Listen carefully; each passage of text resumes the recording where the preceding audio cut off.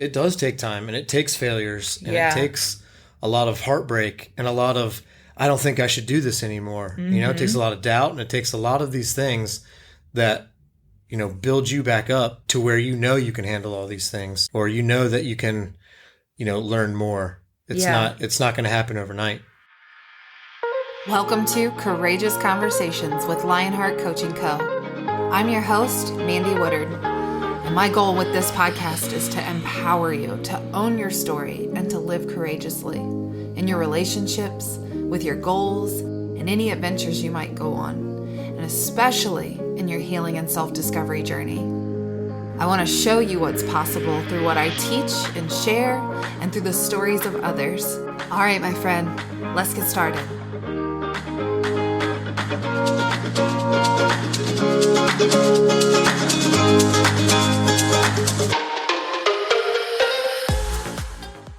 Hey guys, welcome back to the podcast.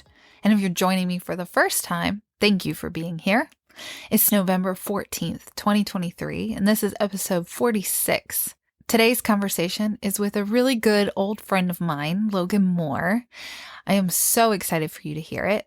But before we jump into that, just a couple quick things I want to share. This week, my free 3-week workshop begins. I would love to have you, and it's not too late.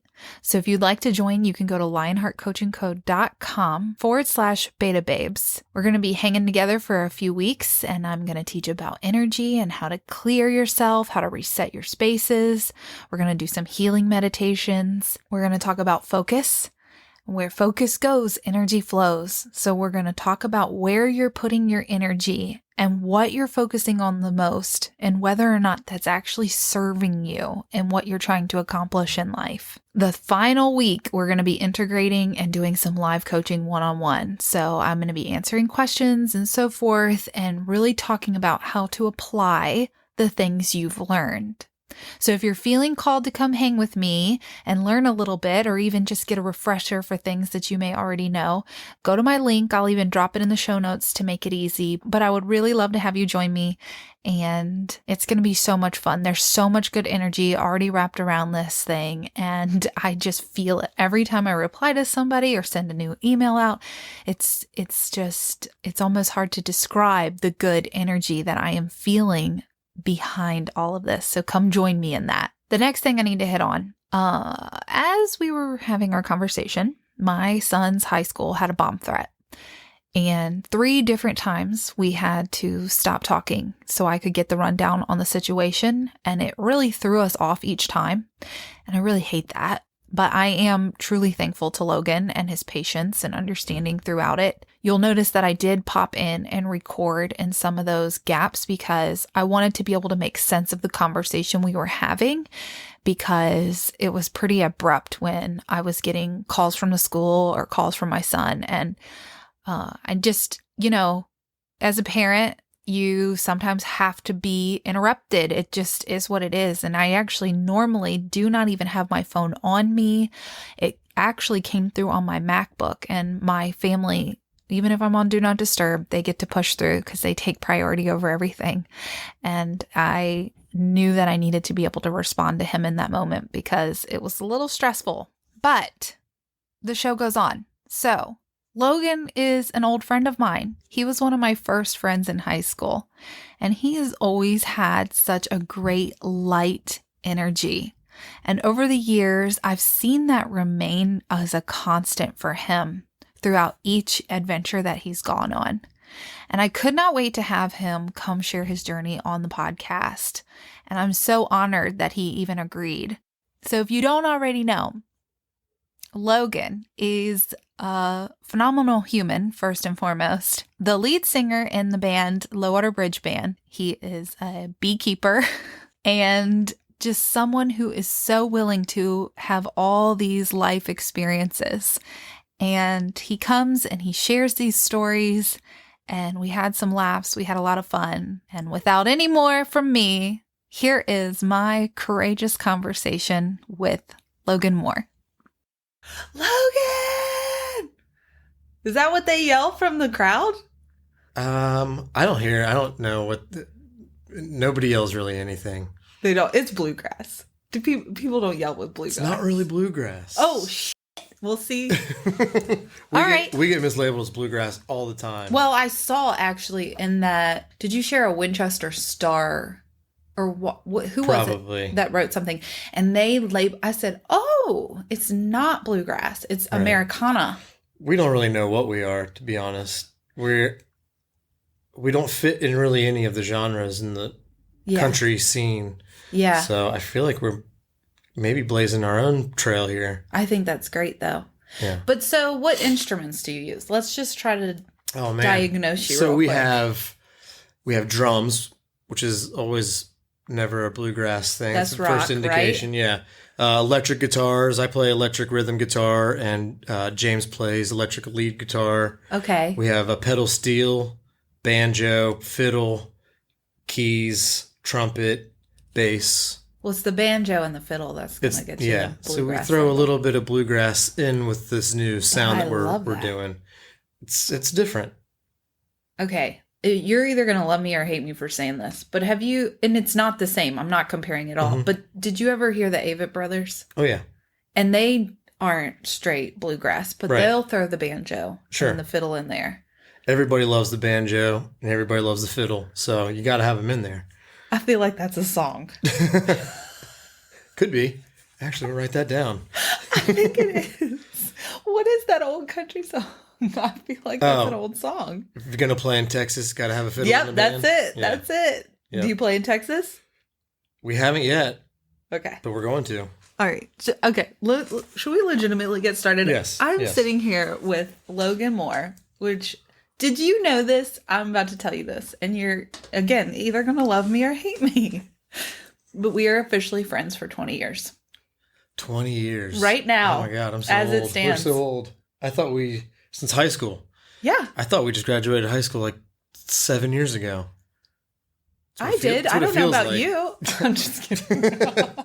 It has been 20 years. My goodness. Yeah, so I was telling my kids that you were going to come do the podcast, and I was like, I have to find this picture of me and you from yearbook class. Yep.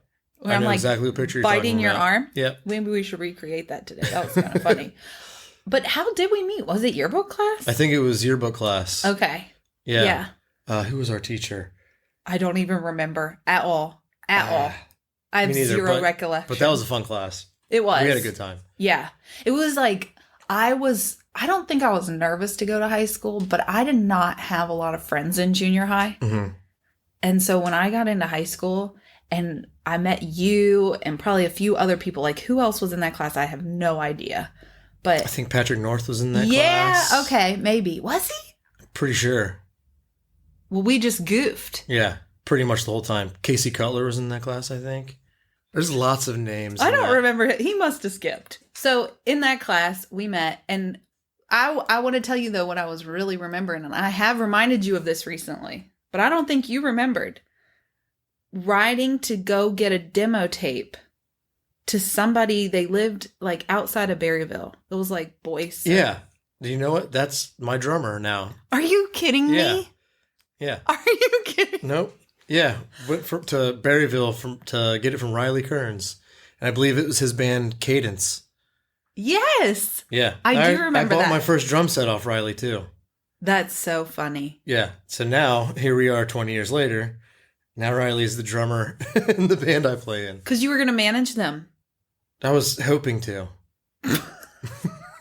It was so, I was like, so I lived out that way, like out in the county. Yeah. And you swung by and picked me up. And my mom's like, where are you going? I'm like, I don't know. He's like some manager of a band or something.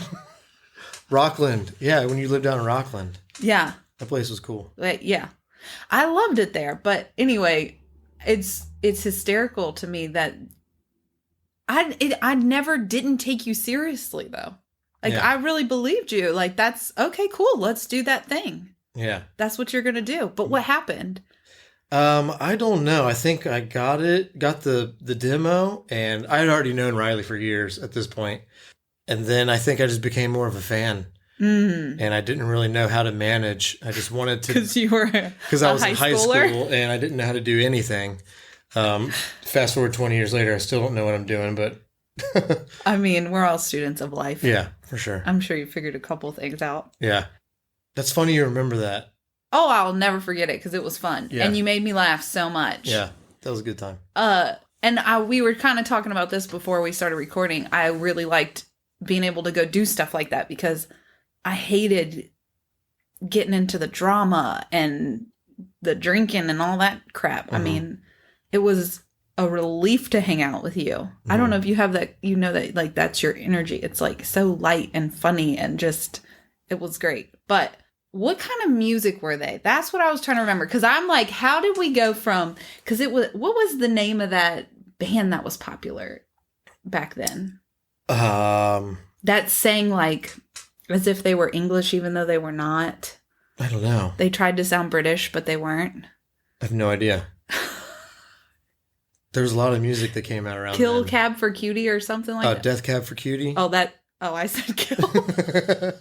Death Cab for Cutie. I would say Cadence was like almost like a 311 type rock reggae band. What the hell is that? 311 is a band. 311. I know what 311 is, but what's rock reggae? It's like reggae with a little bit of rock in it. I've never heard that before. Yeah, it's a thing. Now I gotta look it up. You have to. Yeah, it's pretty nice. All right, so you did that, and then what happened? You went to college, didn't you? Went to Radford. Actually, right when I was probably about 6 months before I left for Radford, I bought my first drum set off of Riley, and went to college. Learned a lot about a lot of things. Nothing in class, but just life. Learned a lot of life lessons. I was, 17, 18-year-old kid finally let loose on the world after, living under my parents' roof and dedicating my life to sports. Yeah. And then I kind of got set free in that world and got to, do whatever I wanted, to a certain extent. So I figured I'd learn how to play drums. And my roommate at the time, or my buddy I'd met in my freshman year, played guitar. And we ended up living together the next year and started up a little band. And that's kind of when playing music started in my life. I didn't realize that. I wondered if you played all your whole life, but you've obviously always loved music because you had this want to go and manage this band. Mm-hmm. So I've always known that music was going to be a part of my life. I know it was something that always kind of changed my mood and fueled my energy. Yeah. So I always knew I was going to do something with music. I didn't know what at the time. Yeah. I didn't really play any instruments. My dad had an acoustic guitar that I would pick up and, fumble around on and never learned how to play it or anything. Actually, until I was in the military and figured out I could sing. That was when I picked up the guitar. What did you just start singing one day? It's a funny story. In basic training, I think it was basic training or it was my training school. I got in trouble for whatever reason. And when you're in training, everything's your fault. You're never right. And my punishment was to sing everything, my answers, if I wanted to talk, I had to sing just because I figured they thought I wouldn't, so I'm like, screw it. I don't like this type of treatment. I'm just going to go for it. They give me permission to sing. So, turns out I could sing. So were they like, what was that? It was, I had a lot of emotion going on at that point, a lot of stress. Yeah. So it all kind of just came out. It kind of shocked me a little bit, but they stopped what they were doing and it was silent for like 10 seconds. And I was thinking, hell yeah, I got them. And then I probably got jumped on by a bunch of different drill instructors and it was all hell broke loose. For that 10 seconds, it was cool. That's so great. Yeah. So I figured, at that point, after I got out of that class and was able to have my stuff, pick up a guitar and start learning how to play that. So, because you learned to play the drums in college, but not the guitar. Okay. Yeah. And because when you finished college, I remember, I think I ran into you or something and was like, what's next? And you were like, I'm going to the military. I'm like, oh, man. Yeah. I'm trying to experience everything I can, That is what you said, actually. Yeah. Is that you just wanted to experience. Right. School wasn't really for me. I had a hard time paying attention in class. Yeah. Just because I had all this newfound freedom and honestly, I'm not sure like a desk job or something like that was for me. Yeah. So I left Radford and joined the Air Force and learned how to work with my hands and, use my logic. I've always loved puzzles. Yeah. So like troubleshooting airplanes, how to fix airplanes, all the computer systems. It's always been kind of fun for me. So that's kind of where that led me. Yeah. But it also led me to opening this door to this music path, which I didn't even really understand at that point. See, I love that you just said that because I do talk about this a lot. How a door opens that makes absolutely no sense, but you walk through it anyway. And really, it's just in an effort to lead you back to where you're supposed to be. Right. So that's really cool. Yeah. When I was in the military, I kind of learned that good things come out of an uncomfortable situation. So the more I put myself outside of the box or outside of my comfort zone, I learned a lot more and I gained these new skills and I learned how to deal with things, So that music thing was like the first step outside of the box, live in an uncomfortable situation and see what happens. Yeah. And it has paid off. Because what was the first time you ended up playing somewhere or for people? The first thing that I played that people reacted to, which I had been singing to myself my whole life and humming and, all these things my whole life. So I didn't really think it was anything special. The first time I got a reaction from people to where I was like, maybe this could be something that I could do was I had done recorded a video of me playing a song. I can't remember what song it was. And I put it on my YouTube and then shared it to my Facebook page. And I mean, just the support from all my friends back home and, in the military, it was just like, whoa, this might actually sound pretty all right. I do remember when you did that. Because I thought you were already doing something with music when you did that because it sounded so good. At that point, I had learned how to play guitar and sing at the same time, which I taught myself how to play guitar. I don't know any music theory at all. Yeah. I just kind of learned what notes, what the notes are. Yeah. The past few years. But it was kind of just like playing by sound, playing by ear. Yeah. Figuring out where the fingers go to make this noise or whatever. And just all just clicked for me. Yeah. So I always think that's still so to this amazing. day, I've never had any formal music lessons or vocal lessons or anything. And at this point, I don't think it would benefit me because when I hear theory, people talk about music theory, it's just like Spanish to me. Yeah. And I know like 10 words in Spanish, so like that's about the same amount I know of music theory. But I just kind of go by feel, and that's kind of, my instinct to play. Yeah. And that's kind of where I just I let that instinct guide me to where I need to be. I feel like you highly likely have had that your whole life, like even when you were a young kid, because you don't just wake up and have that ability. Right. Like that's something that you probably had. Maybe. Yeah. Did it ever show up when you were a little kid or It's funny because my sister was an incredible singer, probably one of the best singers I've ever heard. And she would always make fun of me for the way I sang. Aw. I think that was just like a big sister thing. Yeah. So I was just kind of like, all right, well, I guess I can't sing. Might as well not embarrass myself in front of people.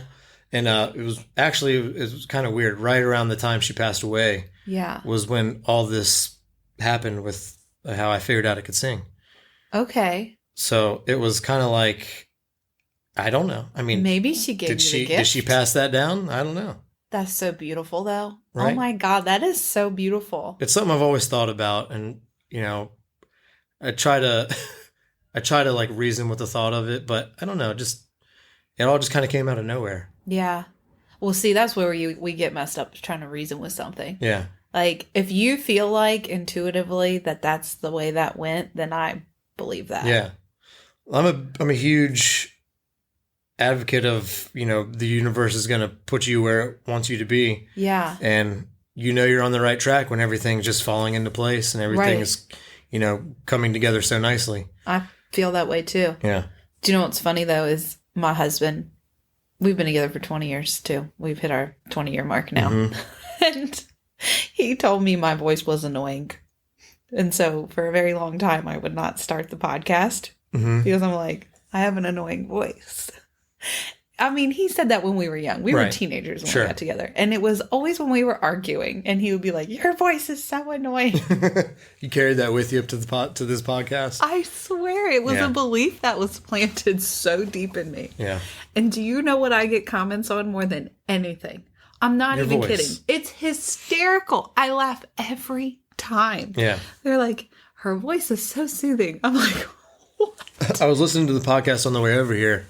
And I was thinking to myself, you have a great podcast voice. I thought you were going to say I had a face for radio. Never say that. I always want to make that joke, but I don't know if it's funny anymore. It's like one of those, I fell off my dinosaur laughing at that one. Yeah. Were your parents strict growing up? Not really. They let us get into the things that, we really wanted to, and we were really into sports. And my parents were into sports. So, that was really kind of what our lives were like. And I grew up on the mountain, out in Chester Gap. So there wasn't like us going into town. Yeah. Hopping on our bikes and going into town. Yeah. So, we never really had reasons for them to be strict with us. I think we were so, engrossed in our sports that we didn't really care about anything else. Yeah, because I'm just curious as a mom of a now teenager and soon to be, I have a couple, not now teenagers, like I've got one that's really close to adulthood. Mm-hmm. It's pretty crazy. But you said newfound freedom, and I'm like, okay, remind me again why I'm not going to just like send him off to college. Well, he's got to learn, he's got to learn how the world works. Oh, why though? That's part of life. You want him to learn younger. Right. Rather than learn later and not know how to deal with it. Right, when he has us for support, for sure. But I think Richie and I are probably pretty strict. We're like, because Richie was wild. Oh, I grew up with Richie. Oh, I know. See, Richie and I played sports together pretty much all our high school career. Played basketball. Yeah. You did? I forgot you played basketball. Oh, yeah. I played basketball, ran track, cross country. I was the kicker for the football team. Obviously, I do remember soccer.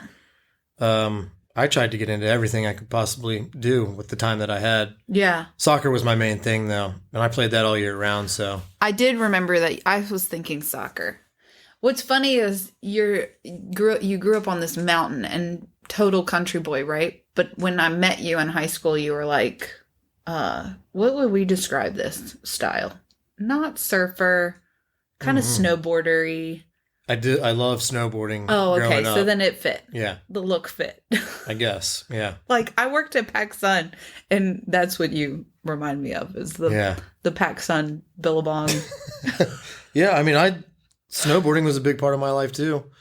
At Radford, I created, me and my buddy Jamin Stovall started the Radford University Ski and Snowboard Club, which turned out to be the biggest club they had. That's awesome. And yeah, it was a lot of fun. It was a lot of partying up at Snowshoe. It was a great time. I've forgotten that it was relatively close to there, right? Like how close is it? It was like, I want to say 2.5, 3 hours. Oh, okay, not from Radford. Close. But we just got great deals as the club. Oh, okay. We got a great deal on a season pass. Yeah. So, we're all a bunch of college kids with, all this time on the weekends. Yeah. So everybody threw in $20 and we got this huge, we would all, every weekend get either a huge mansion to party at or rent out a hotel. That's awesome. And there'd be a ton of us just having a blast. Man, that's really cool. I didn't have that college experience at all. So I didn't go to college. So it sounds like you had a blast. I learned, I would say, more about how, social things than I learned about anything else. Yeah. I was always a very social kid in high school. Yeah. I don't think there was one group of people I wasn't friends with. So that was a little easier for me. But going to Radford, not knowing anybody, I mean, I had some friends from high school, but we barely saw each other, Yeah. So that was like a whole new journey for me, a whole new chapter in my life, starting over with new friends and kind of reinventing myself, I guess. Yeah. So, and I've done that quite a bit, when I joined the military, reinvented myself again and, just kind of looked at things from a different perspective. And I like to do that every once in a while, just to kind of keep things interesting. And so you got out of the military, and how did Low Water Bridge Band become? It's interesting. I got out of the military and moved to Charlotte, North Carolina for about 6 years. And that was really when I started to do live music, play solo acoustic shows, putting out more like video content and starting to build my fan base a little bit. I didn't really take it very seriously. It was just something I loved doing. And, after 6 years of that, I was playing all over Charlotte and made a career change and came back to this area to work as a government contract recruiter. And knowing that Riley, the drummer, from earlier, lived in this area, and his brother Alex, who I've known for a while, he's married to my cousin. So, I knew they both played music. I reached out to them and I was like, hey, I'm moving back. You guys want to maybe start something up? So it started out with me and Alex playing duo acoustic shows at, dive bars and places around here. And then we started to notice that, we're packing these places out and maybe we should start putting other instrumentation in there. So we kind of found some band members, some stayed, some left. And here we are 3 years later. That's awesome. I have a very important question. Yeah. Which low water bridge is it? It's the one in Morgan's Ford out in Shenandoah Farms. Oh, that's not a low water bridge anymore. I know. Isn't that terrible? It's terrible. I hate that. I miss when the bridge would overflow. And almost like wash away with the river. Yeah, me too. Alex lived in White Post, and I just bought a house in Shenandoah Farms, so we would go back and forth across that bridge to write music together. Yeah. And our buddy Matt Bass would eventually just call us, Low Water Bridge Boys. So we turned that into Low Water Bridge Band, That's great. That's kind of where that all started. I like it. Yeah. You have really developed quite the following, too. Yeah. How does that feel to see that? It's pretty cool. I will say that it's really cool to watch people really enjoy our music. Yeah. Especially like our original songs. Yeah. Playing at shows. We've been selling some shows out in Winchester the past year. And it's really cool to watch a packed room sing your songs back to you. That's like the coolest thing of all of it. I can't even explain it. But that's awesome. Right. Yeah. But our fans and our support team, which is all of our fans, is awesome. Yeah. Everybody loves, our style of music. They like our weird sounds that we put together. Everybody seems to kind of get it. So yeah, it's cool to watch. Yeah. I really was upset I missed when you were in Old Town recently. That was a really fun show. I'm really mad I missed that. That was probably, I don't know. That was a really big show for us. We opened for the Steel Drivers. Yeah. And I think I heard there was like 6,000 people there. Wow. All the way down the Walking Mall. It was really cool. So like my social anxiety is glad that I missed that. But right. If I could have just hung out by the stage. It was way cooler being on stage than out in the crowd. I'll say that.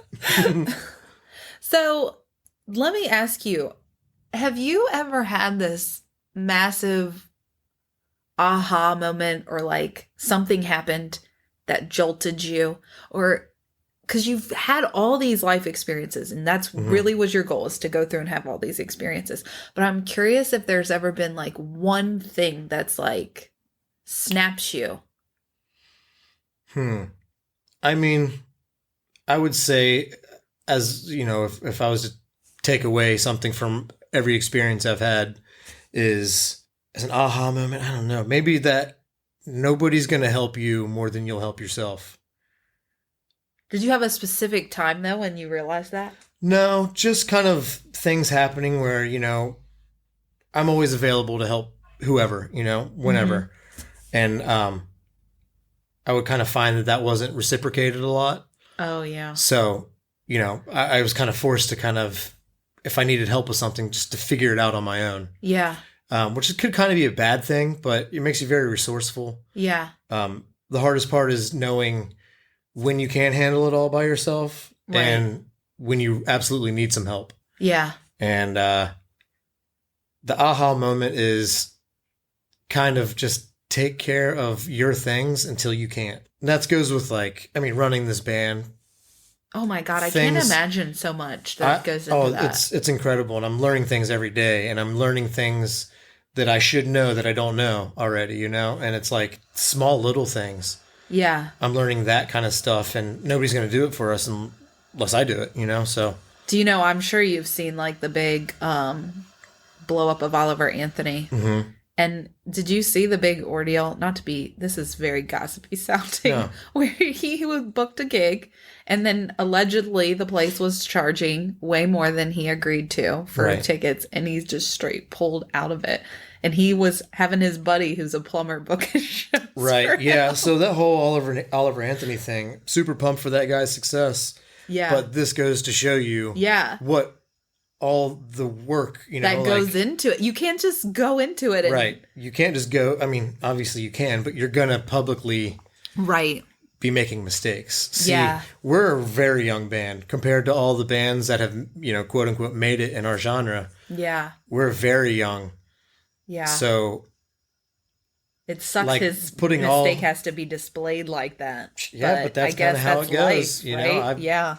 All my mistakes have not on that level at all, have been, out there, and I've learned from them, away from the public eye, so that when we do get to that point, it looks like we have our shit together. Right. I mean, that's what, whose episode you should listen to is Asante's, because he talks about this. He talks about, you don't want all these cameras on you when you're starting. There's a reason why it takes time. Right. And although it happens from time to time, obviously he's an anomaly, Oliver is, but it's when it does, all eyes on you. And that's okay too, I think. If you're humble enough and can say, hey, I made a mistake, which I think he did, but there's a reason why things take time. Sure. Yeah. And I'll definitely have to go listen to Asante's podcast. Yeah. He's got some awesome things to say all the time. So, I know. It's like every quote. I could have quoted everything. Right. Yeah. To touch on that, though, it does take time, and it takes failures, and it takes a lot of heartbreak and a lot of, I don't think I should do this anymore. Mm-hmm. It takes a lot of doubt, and it takes a lot of these things that, build you back up. Yeah. To where you can handle all these things, or that you can, learn more. It's not going to happen overnight. Have you dealt with a lot of self-doubt through this process? Yes, I have. Actually just came out of a stint of self-doubt. There's a lot of things happening with our band right now. A lot of really good things happening. Yeah. But to me, they're not happening fast enough. So I've really kind of stepped away from those thoughts and been like, it's not going to happen overnight. I know it's been 3 years, but it's only been 3 years. Right. A lot of these other bands are in it for 10, 15 years before they get opportunities that we've been getting. Yeah. So I really kind of have to step back and, remind myself that it is true. Good things come to those who wait. Yeah. But also I have a battle in my head with good things come to those who work hard for it. Right. So it's kind of balancing those two things. Yeah. It's hard because I don't believe, I don't want to say that either, but it's almost like when something is right for you, it's not even necessarily that there's all this hard work involved, because it will just flow. Right. It's just a flow. Sure. But there is this level of, I got to put in some effort. Yes. I mean, even for me here, I don't know. I've really tried to be, I have been extremely patient, because I did not want my business to grow too fast, the podcast is really slow grow, but I'm okay with that too, because takes time. Yeah, you got to be able to have that patience, right? Because could you handle it if it was on a massive scale, right? With the knowledge you have right now? Oliver Anthony is that perfect example. With the knowledge he had in that moment, could he have handled all of that? Right. He did handle it. I'm not knocking him at all, but it's just an example of, right. Are you really prepared? I will say that Cotton Eye Joe's and Knoxville, Tennessee is a world-renowned venue. Yeah. So, I didn't even know the name of the venue. Yeah. I don't know where I stand on I don't know which side I stand Well, on. it's just the seeing that watching this there happen was this in public is not a good look. Right. Yeah. So, I mean, obviously, higher level bands are professional. You know? Yeah. Yeah. They've been around. They've learned a lot of things. They learn what not to do, what to do. Yeah. So it's, learning in the public is right. going to be tough. And being prepared for, yeah. Like if you got inundated with something like honey, for example, let's talk about honey. Like if you blew up so much that you can't keep up with production, then it's going to not work. Right. By the way, you are a bee farmer. Can we talk about that? Sure. Because you did bring me some honey I'm very excited about. Yep. So what got you into that? Oh, man. My dad, if you need to know anything about me, just, look at my dad. Should we have invited him today? I feel Probably like we should have. Ever since I was a kid, my dad has tried every single hobby. He's been into a ton of different, and would get us into them too. Rock climbing, mountain biking, adventure racing, all these things. We were really into it.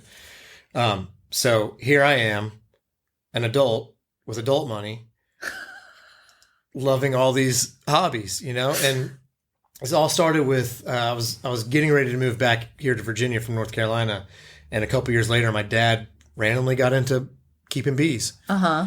And, so I would come home to visit and, go through his bees with him and kind of learn how to do it. I moved back up here to Front Royal, bought a house in Shenandoah Farms, and my parents gave me a hive of bees for a housewarming gift.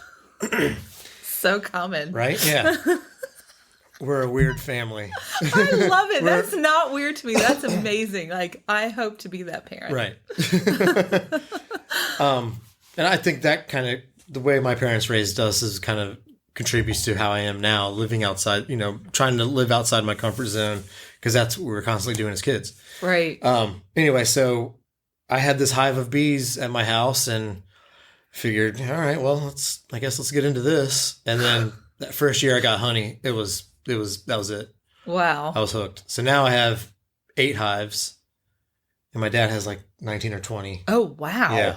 So is he harvesting his honey and selling it? Yeah. Oh, yeah. That's awesome. Yep. Is it the same brand or No. he did his own branding? Yeah. They do. Him and my mom call their little farm Black Squirrel Cottage. That's so cute. Because they have black squirrels they just moved to White Post. So. Oh. Yeah. We sold our childhood home a while ago.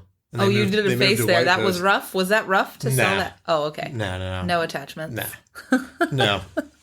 No. I left for college and I barely came home. Oh, so really? I wasn't around this area for, every handful of times from college till I moved back here. So yeah, you know what really I feel like? Yeah, that's what I was going to say is like, do you even have attachments to things like that? Because I really do. I'm I have sentimental feelings towards things, but I mean, nothing to like that scale. Yeah. Like I cried for weeks just trading in a car once. Oh yeah. No. I have problems. Not I. I do have a therapist, so. Well, you just love your car. It's like, we brought the baby home. No, I'm just kidding. That wasn't true. But I did get emotional over a car a year or so ago. It was like 2 years ago now because I worked really hard to earn it. Yeah. Well, that's a different thing. That's different than having, an attachment to an object. That's attachment to a effort. I know, but it looked like it was an attachment to an object. I had to process that. Yeah. Yeah. Richie loves being married to me. He's like, we got to process something again. Like, we need to discuss this. We need to write down a list of all these things here. That's exactly what I say. I literally get a whiteboard out. My kids are just, I don't know what they're going to think of me when they get older, but I have a whiteboard. I use it all the time with my clients. My clients who are going to listen to this will laugh because I just pull it out and I'm Pablo Picasso and draw out their life and show them this is this and this is this. Yeah. Well, I do the same thing for my kids and Richie. Like if we're having an argument and we can't figure it out, I'll literally pull out the board and write nonviolent communication. It's a practice. And I'll put observation, feeling, need, request. Right. Just dissect dissect. Well, I mean, that gets the communication out. Yeah. Communication is a huge thing in all aspects of life, really. Yeah. I mean, from my experiences in the military, I mean, communication is number one. Right. If you don't communicate, you'll die, you know? Like, it's one of those things. Yeah. Relationships, if you don't communicate, it's going to die. Yeah. That's true. But do you know the key to a good, healthy relationship? How long have you been with your lady? About 3 years, 4 years, three and a half. That's Three and awesome. Some change. The secret, though, is friendship. Did you know that? Because if you're not friends, if you don't like each other, if you don't have admiration for each other, you can say things. And here is where we have our first interruption. And I just wanted to finish out what I was saying, because otherwise you're going to think, what is it? What is it? And I was just saying that in a relationship, you can have all the communication tools there are. But if you are not friends first, if you don't have love and admiration for each other, none of that matters. So just wanted to fill that gap in here. Let's get back to the conversation. You know what I do want to know is if you ever had any like scary things happen when you were in the military. Yeah, I mean, the military is, there's a lot of danger involved with it. Working on fighter jets, we're working with live bombs and missiles and all this stuff. I do remember one thing in particular that happened that kind of made me a little nervous was we were putting up what was it? I think it was a navigation pod that helps the pilots, navigate when it's dark.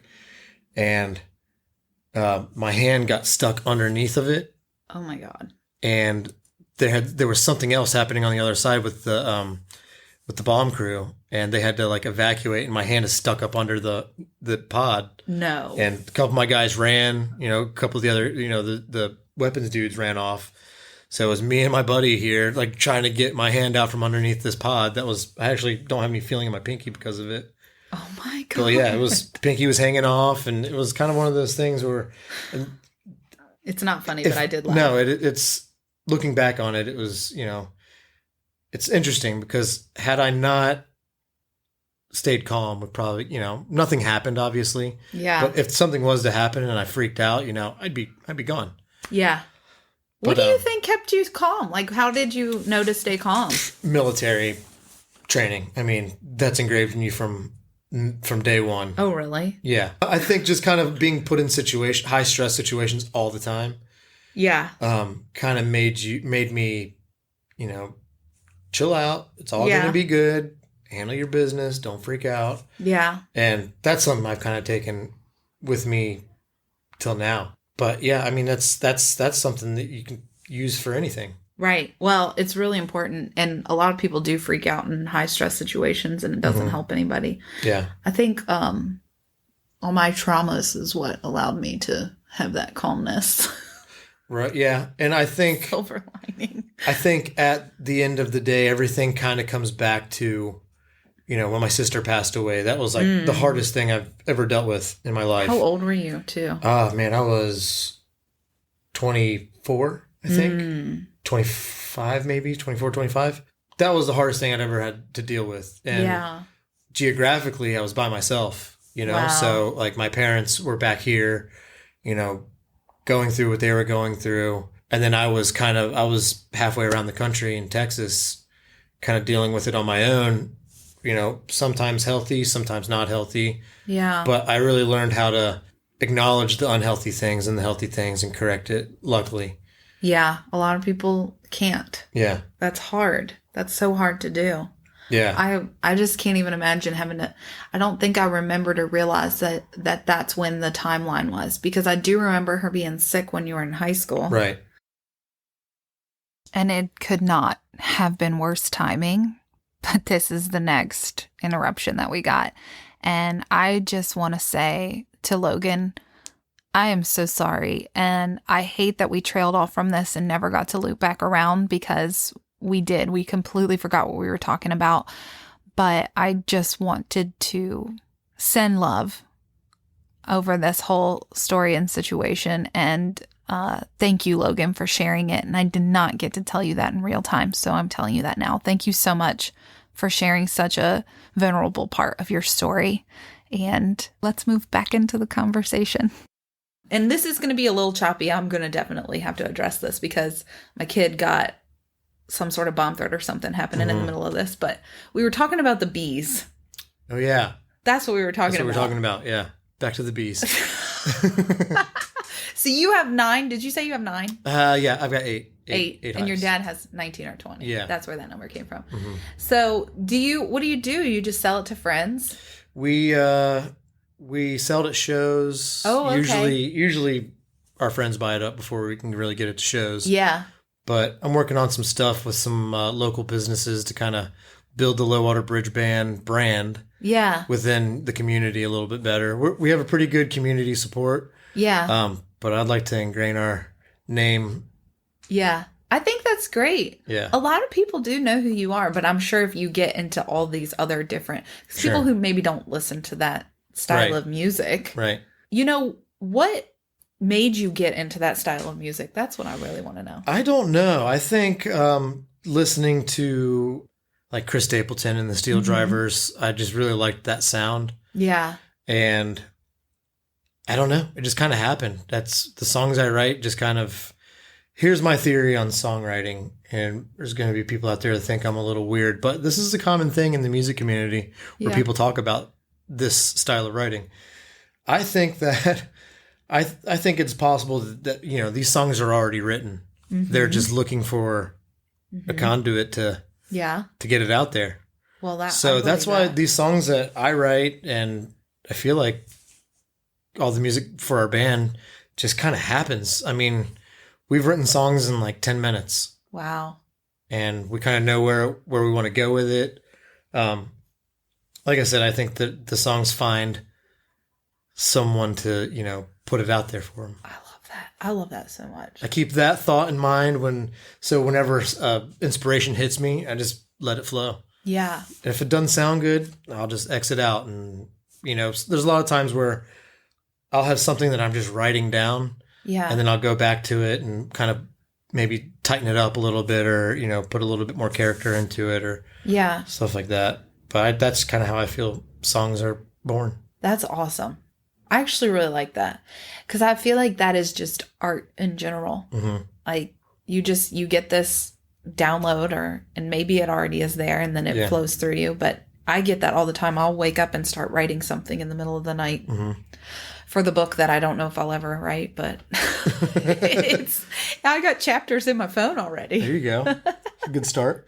Or if it's like something I want to say on the podcast or post about or share, like I 100% wake up and I'm like, oh my God, I can't ignore that. Because if you ignore it, it goes away, doesn't it? Oh, it does, yeah. And then you're like, I don't even remember for a second what I was going to say. That was such a good line or something. Yeah, yeah. Yep, it does happen.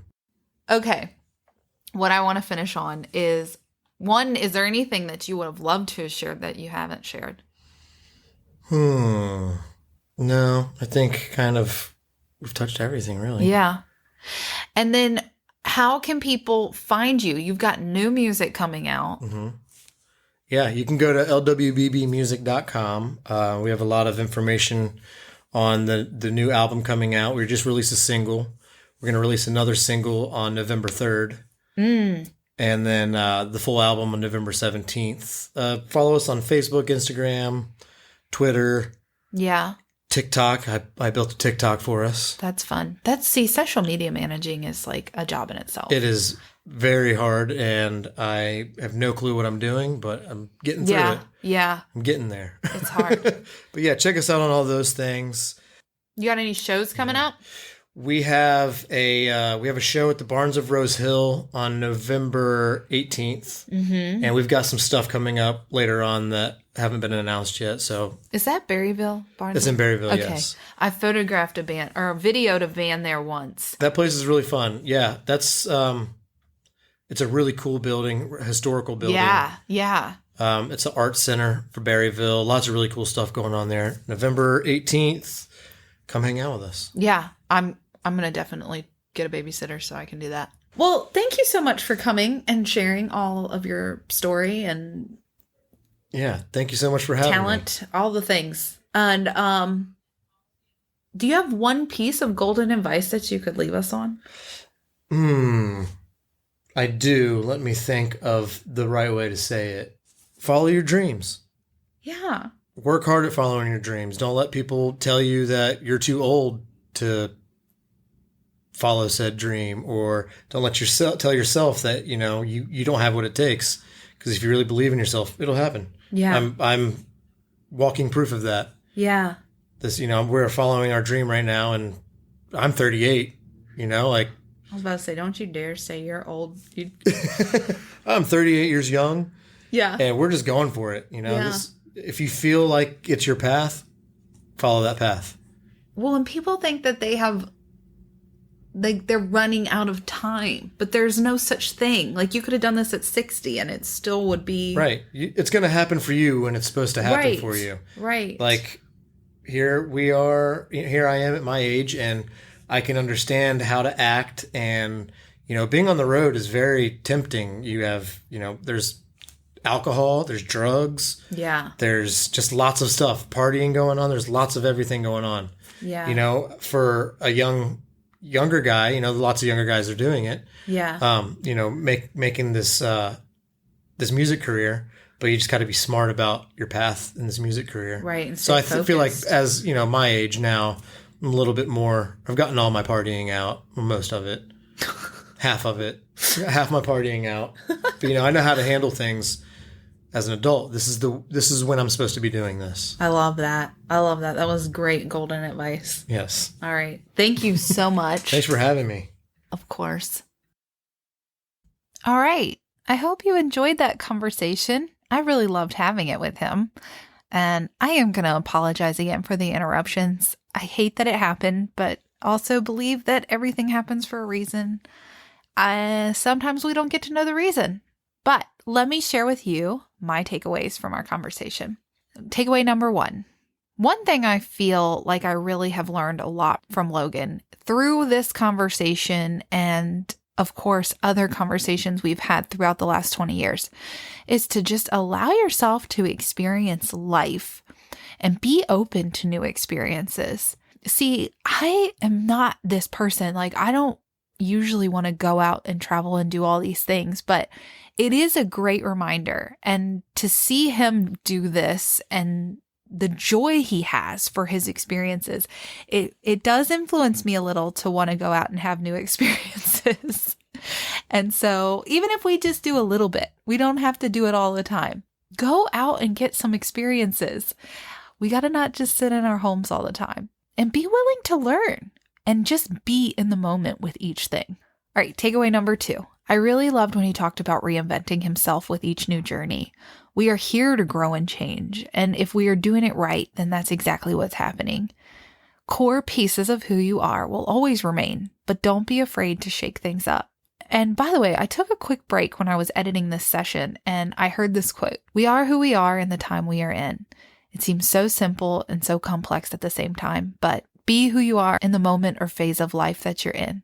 And don't be afraid to shift and move with the times.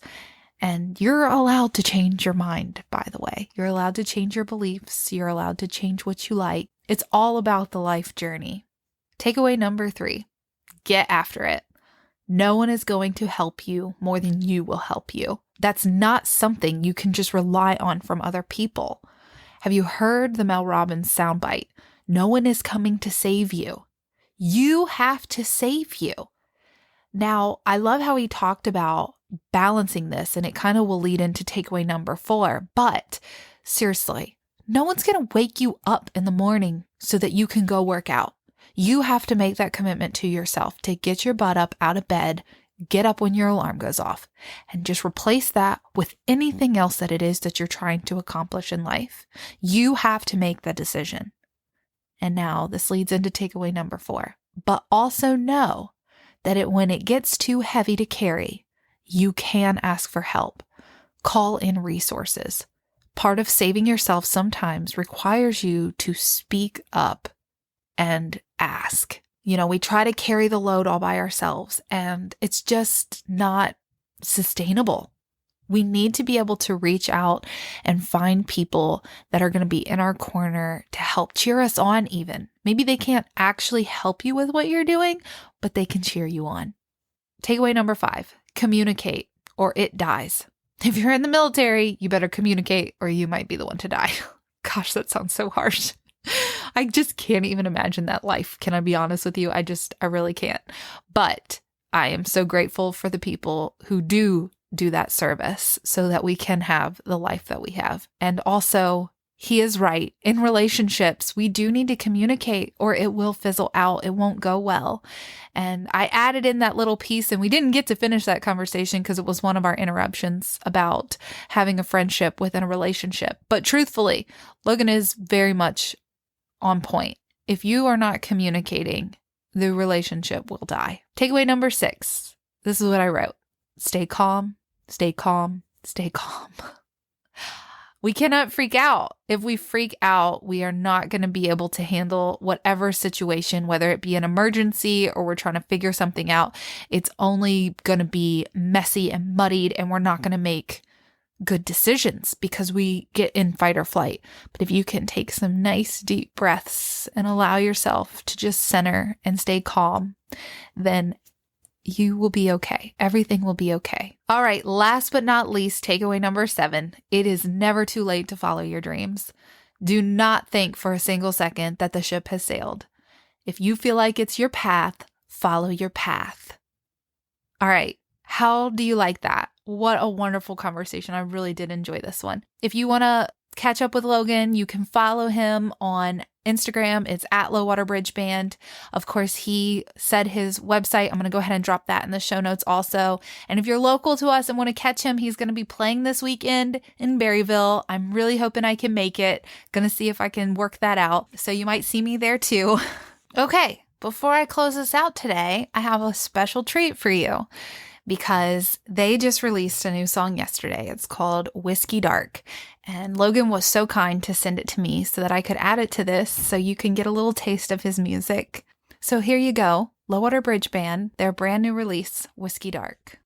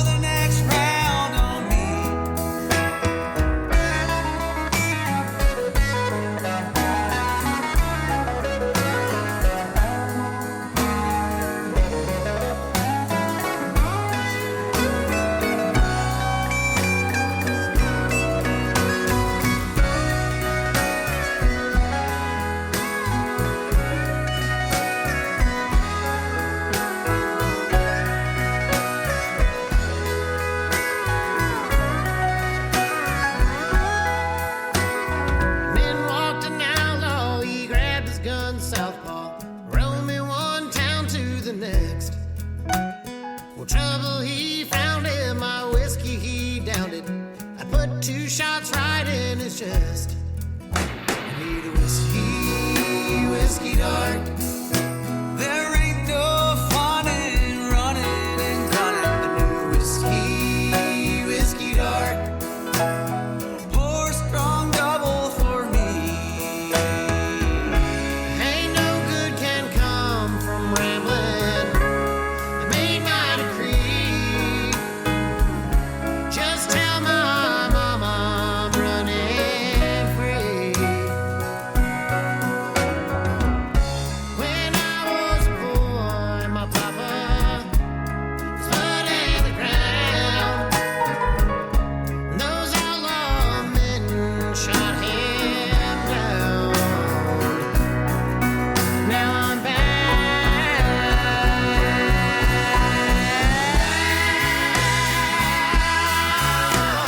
Shots they were fired, 'cause guns they were hired. A bounty was put on my head. Clear as a crystal, I reached for my pistol. They toasted as I lay there dead.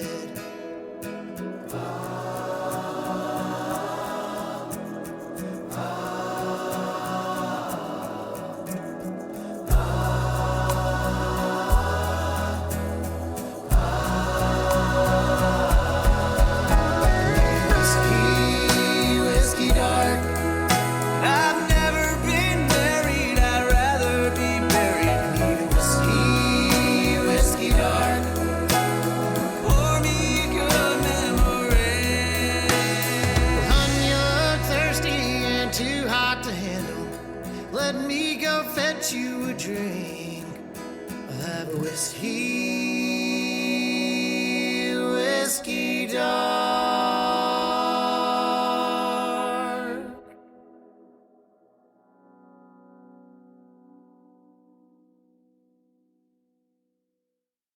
All right, my friend, make sure you go check Logan out on Spotify, Apple Music, wherever you listen. And I'm going to say this, as always, please remember, you are loved, you are valued, and you are appreciated. Bye now.